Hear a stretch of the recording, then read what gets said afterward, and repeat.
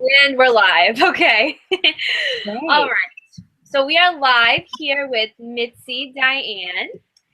And before we get started with these questions, I just want to introduce her to you. And after reading her interview questionnaire, I had three words that I came up with to describe Mitzi just from what I read. And the three were resilient, strong, and warm hearted. So I'm going to turn it over to Mitzi and let her give you a introduction for herself. Well, thank you. Well, I like how you just described me, and I what I do, or are you wanting to know how I would describe myself? Yeah, maybe just give us an introduction about yourself. Where you're from and how you would describe yourself would be awesome. Okay. Well, I am from a small town in East Texas called Canton, Texas, and I would describe myself as ambitious. I'm very loving, kind, and compassionate to other people. And I love to see other people happy, smiling, and just like really going after their passion in life. So that's driven me to do what I do and helping others also find their passion and shine in the world. So that's like I just love that, seeing people just passionate about their life. Yeah, that's awesome. I love that. So I read through your questionnaire and I was so inspired by your story and what you had shared in your questionnaire. And the first question I have for you on here is, out of everything that you have been through, what would you say had the greatest impact in shaping you into the person that you are today?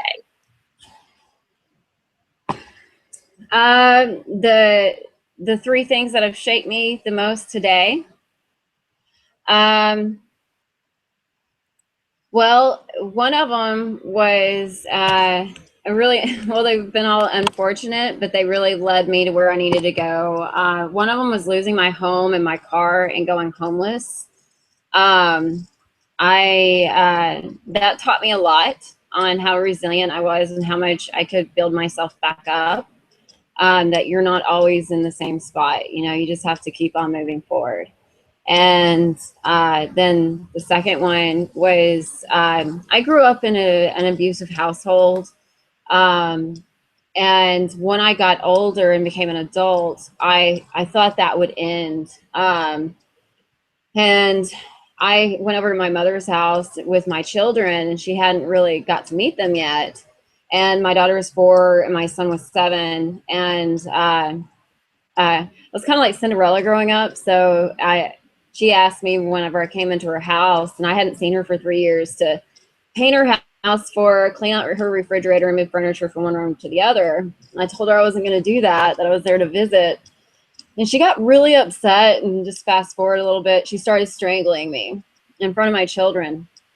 And even though everybody was asking her to stop, my kids were crying, asking her to stop, she was just in a rage. And it taught me how when people show you their true colors, don't keep on trying to repaint it for them, thinking that things will be better the next time around.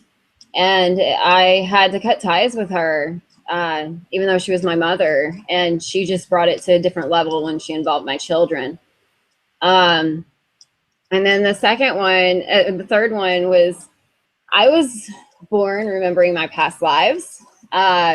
I was one of those weird kids walking around talking about my past lives, talking about things that I knew. And I had somebody come up to me and say, there aren't any past lives, Mitzi. And that just like stunned me, because I thought everybody remembered them. And instead of like going along with that person and saying, oh, I guess there isn't, I just looked at the person and said, you don't remember? And then I started asking other people, do y'all remember? And nobody I talked to remembered. Now I've met other people now in my life that do remember, but that made me feel so weird, and I didn't understand it, and it made me feel really different. So I started looking at things and myself differently from when I was a young child when that happened. And then I get information from a group they call themselves the White Brotherhood. At first, when they told me that, I was like, what? White Brotherhood? And they were like, no, it's white light. And they continuously give me messages, and I receive messages with visions and feelings and um, telepathically. And they give me a lot of information about how we should connect with mind, body, and soul, and like DNA and all sorts of information. It's really neat what I receive from them. So that's really shaped my life a lot. Those three experiences. Wow, very powerful. So I can imagine, you know, what you worked through with your mom took a lot of courage to get to the point where you had to, you know, say this is it. And you referenced in your interview questionnaire there was a book that you found, and it was called "Shut Up, Stop Whining, and Get a Life." And I just was wondering if there was something in that book that was like really struck you, that was like, wow, like this is it, you know? Yeah. The title struck me. Me too. At the time, I was the victim mentality. I still had it. I was a victim as a child, and a lot of us who were victimized as children, we don't know how to switch that off when we become adults. We stay that victim because that's all we know. And so I knew I was whining a lot. I was complaining about my life a lot, thinking it was everything and everybody else, and that I was just set up with a bad deck of cards, you know, like, Yeah. why was I set up for this? And so instead of like seeing what responsibility I had in it, I was whining. And so that book really, really taught to me when it was like, shut up, stop whining, and get a life. I was like, I think this is meant for me. And when I was reading it, he talks about how you just need to take responsibility for your life and the energy you put out there, and own that energy. And even simple things like, if you want to feel good about yourself, put on an outfit you like and put on makeup you like. I mean, like, don't expect other people to make you feel good about yourself. You got to find that. And you got to find that happiness in yourself. And that was the first of many self-help books and many workshops and everything else along the way. Isn't it, once you start getting into those books and all the workshops, it almost becomes like an addiction. You can't stop reading them. You can't stop going. I mean, I know personally myself that I have like a whole library of books in my house, and I can't stop. I love it. Yeah, I have that same addiction. And there's, you know, it's funny because you know that there's a point where you just have to do what you're learning, and you just have to realize that I have enough to move forward. But I do think it's always important also to continue to better yourself. So I'll continue to buy those books and continue to do workshops and everything. But I noticed that I was also procrastinating because I thought I was planning and preparing. And I realized, you know what, if my procrastination is because I'm planning and preparing and I'm not getting anywhere, maybe I need to actually move forward and do something instead of just trying to learn and learn and learn and thinking I don't know enough yet. I love that. It's so true. I mean, as you're a meditation yogi and all that, and you know that a lot of that wisdom is obviously already within us. So we can read, but without our action, I mean, we have the knowledge. So, Yes. So aside from that book, was there any other specific like points in your life that was like a game changer for you, where you were like, okay, like this is it, and that propelled you down your spiritual path? Like, can you remember like one thing that happened, or something someone said to you, or some point that you got to besides that book? Yeah, actually, when I was about 17, I blocked my abilities because I could see things, I knew things, and all that kind of stuff, and I got tired of it. I just wanted to be normal. So whenever I was 30, I had this vision. It just hit me so strong. I had to lay down. I had never had that happen before. Wow. And I was told, you have to start paying attention again, Mitzi. This is your purpose. That I'm supposed to be getting a message out there to people. And if I'm not willing to receive that message, then I'm just wasting my time. And I'm, like Marie Forleo says, I'm cheating myself and those that need me. And so that message was what started me back on my spiritual path. And I was led to yoga and Ayurveda and everything else. And it's been amazing. Wow. Yeah, and I think that's great when you take those messages and you really just like actually do something with them. Like so many of us, we have these messages come and we're called to something, but we just ignore it. And to actually take the message and do something with it is admirable. So that's great that you are able to really do something with what you were given. And I don't know if we mentioned this in the beginning of the interview, but me and Mitzi met through B School. We're both in the program with Marie Forleo, and it actually just ended. But I am still working on B School. I don't know about you. You're still working on it too, right? Oh yeah. I mean, there's so much information in that school. Anybody who was able to get through it in 8 weeks, they're awesome. And it's not that there's anybody that's not awesome that's in the program. It's just, it amazes me anybody who could do all of that in 8 weeks. Because I'm still over here like, I'm still with you. Like I'm still working it, and I'm gonna actually watch some modules a few more times too. Yeah, I almost feel like I want to like start at square one again. You know, that's how I feel. Like, I loved every minute of it. So I'm really excited to continue on. I know it's almost like a good book you don't want to finish. Yeah. That's what I feel like with B School. I'm like, no. One more time. Okay, so the next question I have for you is, being where you are today and all that you've overcome and all that you've achieved and who you are today, what would you tell your younger self in those harder days? Be patient. Life isn't a race.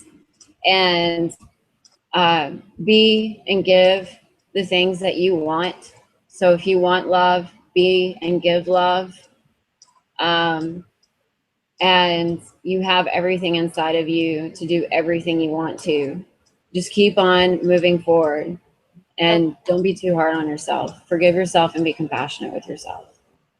The messages that we need when we're younger, it's crazy when we find them, we're just like, yes, finally.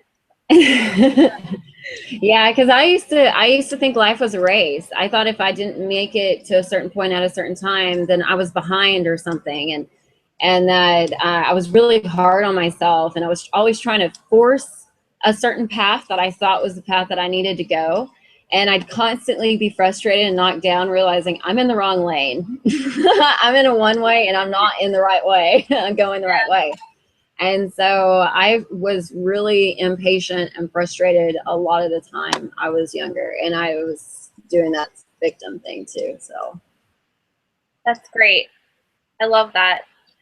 So, and then one more question along the lines of that is I read in your interview you said, and I really loved this quote, and I think this should be like your quote, because you said, I invite all days. And I parentheses this and I wrote it down on my little note cards because I love that. I love that you said that. So my question is, how do you get through some of those harder days? I mean, I understand you said you invite all days, but how is there a specific way that you do that to get through? Because I mean, we get down our spiritual path, and we figure out how to mitigate some of the things that were bothering us before. But then we go. I mean, it's never perfect, right? Sometimes we have hard days. So get through those. Yeah, we all have our ups and downs, and those downs don't go away no matter how awesome your life is. Yeah. But the downs do get a little easier. So every day I wake up and I thank everything. I'm like, thank you for this beautiful day and everything that's coming to me. And I expect good things, but that doesn't always happen, especially here lately with, I know there's been a lot of things going on with the planets and the stars and the sun and all that kind of, and the moon. And it's been, what I picture it as is like, whenever you're in a pond and nobody's been in there for a while and the dirt settles at the bottom, but then with the moment somebody goes into it, it muddies up the water. I feel like, anything that I thought was settled down has just got muddied up here recently. And so I've been having a lot of more of those days. And every day that I have one of those days, I do something I enjoy. I go outside and watch the sunset, even if it's something as simple as that. Or I'm real social, so I like to go around people and I love hearing people's stories. So I'll go and sit at the bar and I'll just have a water, and sometimes I'll have a beer or whatever. But usually I'll have a water and I just start asking people, so what's your story? And it just energizes me for some reason, just hearing other people's stories. And then I have a few things I do, or I go bicycle. But no matter what, I don't sulk in the moment or in the day for those few moments that were bad. Because really, when you look at the whole day, it's not the whole day that's bad. It's really you living in your head, and for the moment that was bad. And so I take myself out of my head and I stay in the moment. And really, when you're present, it's not as bad as what you're thinking. So I bring myself back to the present also. I love that. So gratitude, being present, and just being in the moment is like such a powerful tool. I love that you come down and you're like, I'm grateful for this day. I'm grateful for the trees. I'm grateful for the sun. Just being grateful for everything in sight that we can find. Mm-hmm. Yeah. And there's so much beauty around. Yeah, always. Yeah, I mean, like I look outside and I see the sky, I see the birds singing, I see, the butterflies. Butterflies are so fragile, yet they flying around and flitting around, landing on flowers. They're not worried. I guess it's a blissful ignorance because they're so fragile. They have no idea that anyone could crush them at any moment, but they still go on with their day, and they're beautiful and everything's beautiful. And I think, when you're looking at nature, it really brings a lot of things in perspective too, like the butterfly thing that I just said. But you just watch nature, and how can you stay mad or like sad or anything? You've got all this beauty surrounding you, and if you just pay attention to it, it brings you out of your funk also. It's so funny you brought up the butterfly thing, because I have this thing where every time I see a white butterfly, it comes by me every time I need it. It's the craziest time. And like yesterday, I was like having a moment. I walked by my bathroom window, and all of a sudden I saw a white butterfly fly by. I was like, there you are, my little daily reminder. That's awesome. So I understand that, I know that you are working to bring your talents into your business as a yogi, a meditation teacher, and I just wanted you to talk a little bit about what you do and what your gifts are that you're bringing to the world. So if you want to talk a little bit about what you do every day and how you're using your unique talents and gifts, we'd love to hear about that.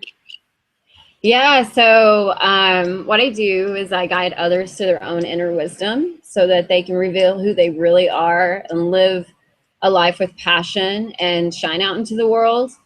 And I do that in various ways, through yoga, meditation, the Akashic records. I do body work and energy work. I'm a Reiki master also. So I combine all the stuff that I do to help people really live a life authentically with adventure and passion and just happiness. What I love about Ayurveda is that the true definition of what Ayurveda is trying to do is get you to the true meaning of life so that you have an inner constant inner happiness inside of you.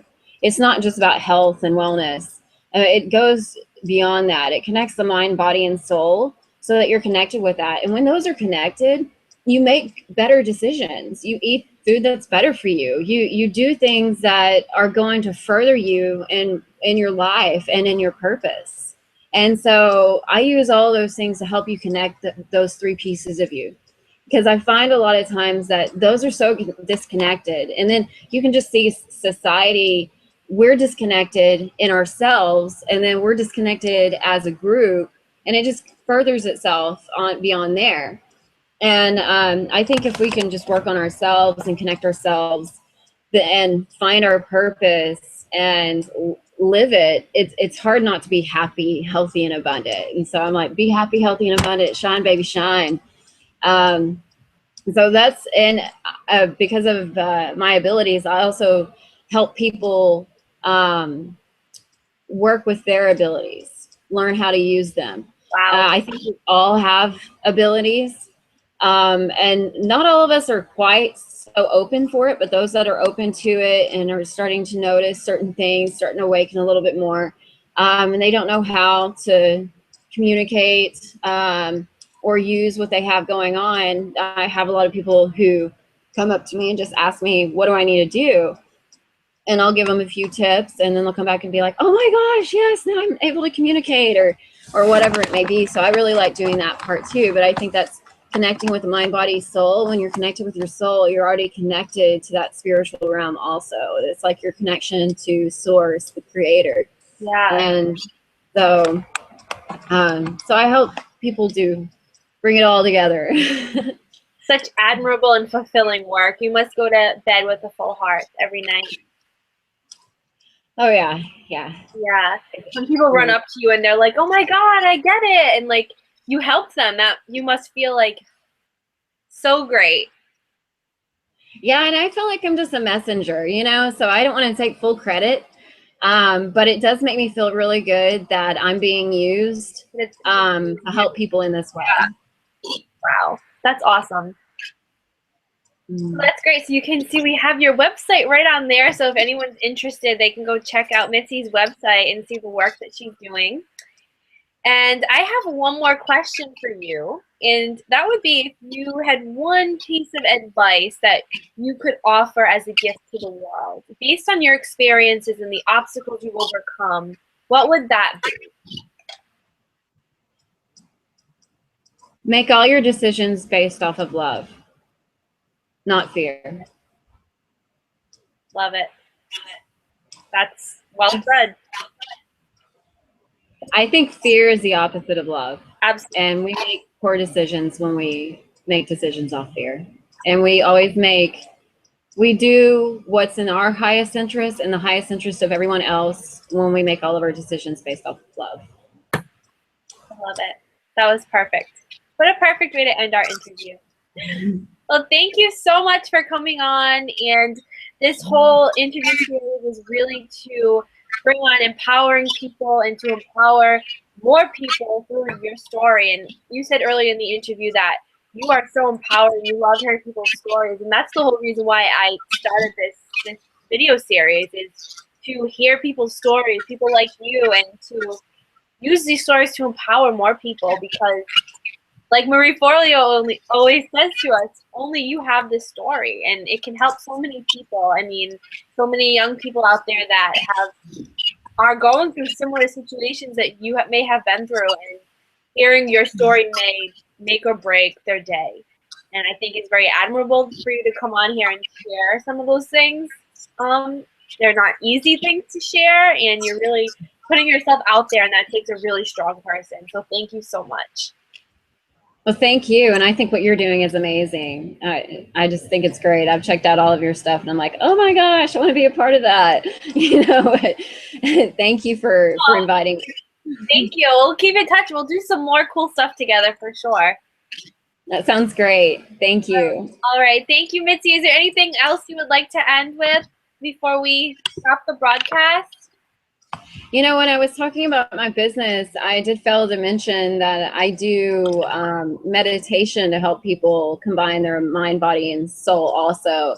And sometimes we need to start with our diet. So I do diet and lifestyle plans and recommendations for people, because sometimes it depends on where you are. I meet people where they are, and I guide them. I'm like that guiding light to help them figure out where to go to get where they want to go. Yeah.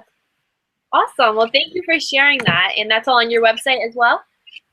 Yes, I'm still working on my website, but it is going to be on there. Yes. Okay, great. So if anyone's interested, you can go on her website and check it out.